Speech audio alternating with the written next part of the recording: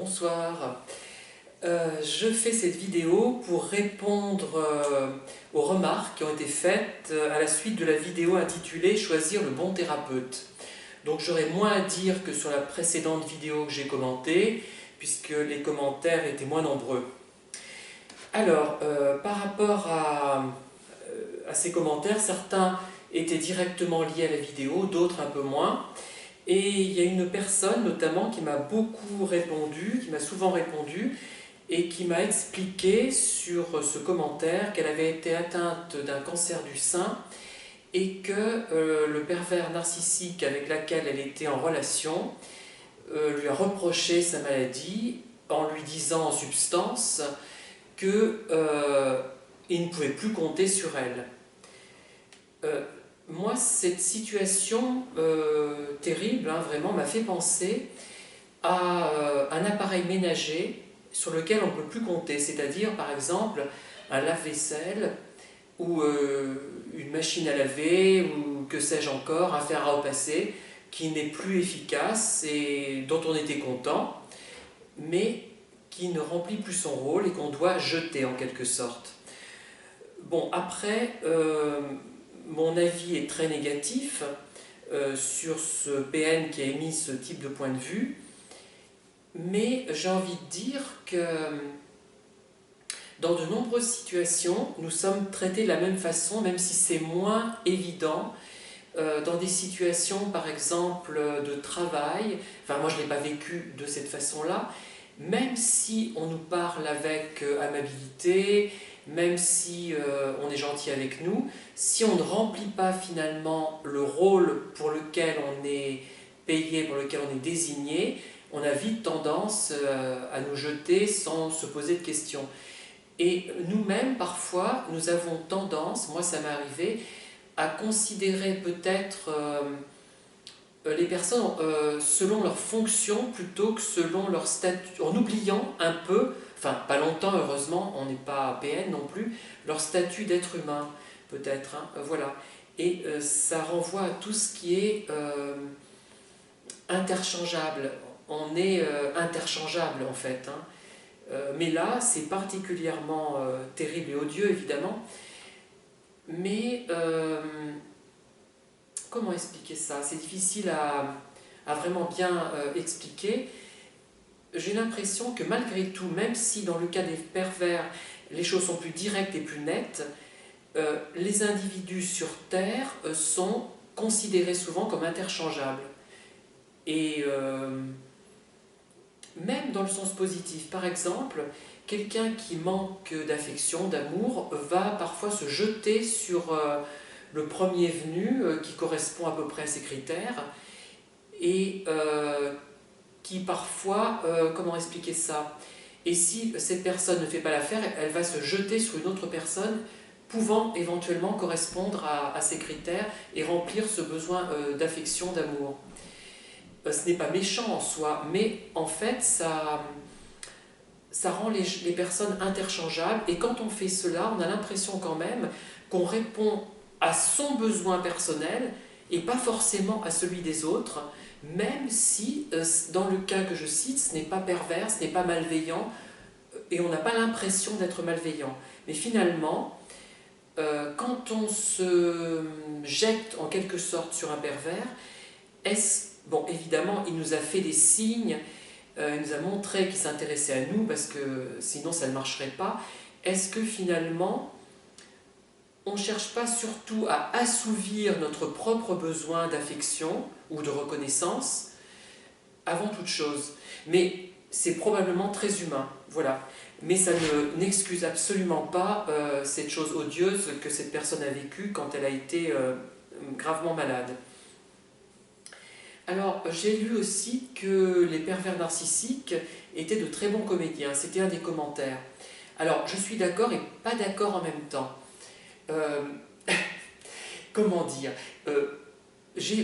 quand les pervers m'ont fait des avances amicales ou amoureuses, ou tout ce qu'on veut, avances dans le sens général, on va dire, je l'ai cru, mais peut-être parce que je voulais bien y croire.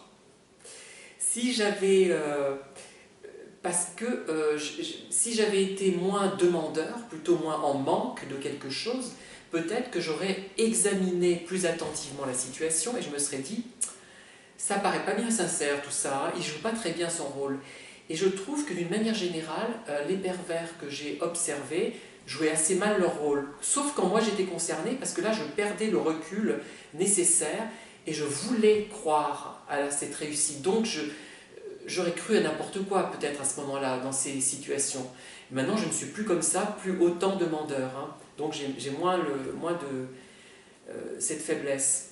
Mais quand je vois certains pervers agir avec d'autres pour essayer de les harponner, je me dis, quel mauvais acteur. Et d'ailleurs, j'étais pas très gentil récemment.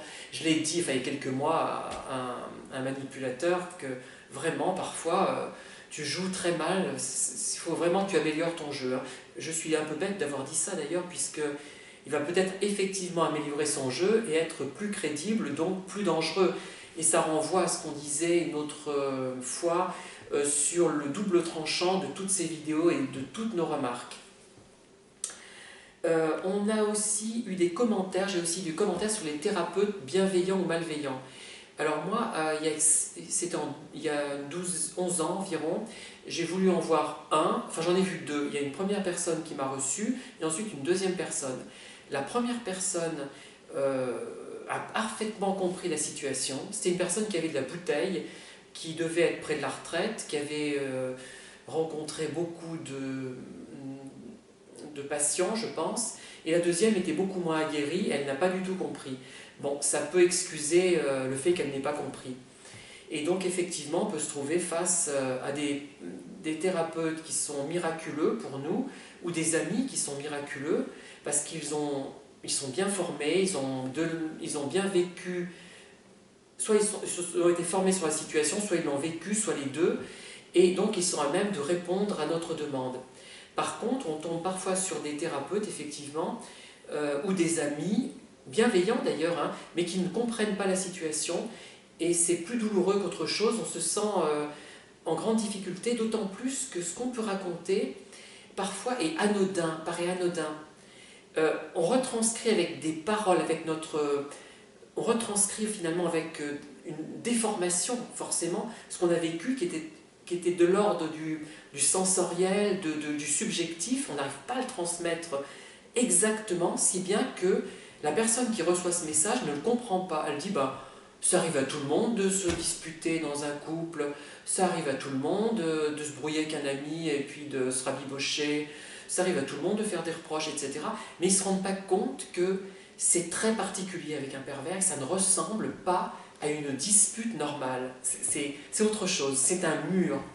Et si on tombe sur des gens qui ne comprennent pas cela, ça va nous faire plus de mal que de bien. Voilà, donc il faut être très prudent quand on veut confier des problèmes de ce type à un pervers.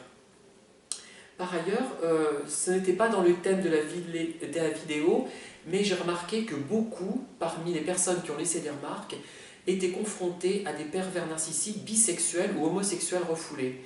Donc il y a quelque chose à creuser de ce côté-là. Je pense que dire que ça correspond, le pervers narcissique est bloqué à la phase anale, ça me dérange un peu parce que ça rend... Bon, je ne suis pas férue en plus de tout ça, je n'ai pas une formation assez poussée dans ce domaine puisque j'ai fait psychosocial et donc je ne me suis pas penchée vraiment depuis très longtemps dans ce genre de considération, mais il me semble que ça renvoie à des choses qui sont stigmatisantes. Anal, ça renvoie à sodomie, alors que les homos ne font pas tous de la sodomie, enfin c'est une pratique qui est parfois marginale, enfin je ne sais pas, c'est...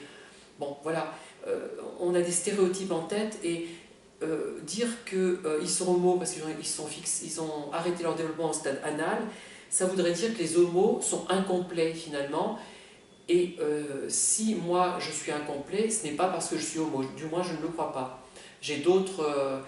je serais tout aussi incomplet si j'étais hétéro. Ouais, vous voyez ce que je veux dire? Ouais.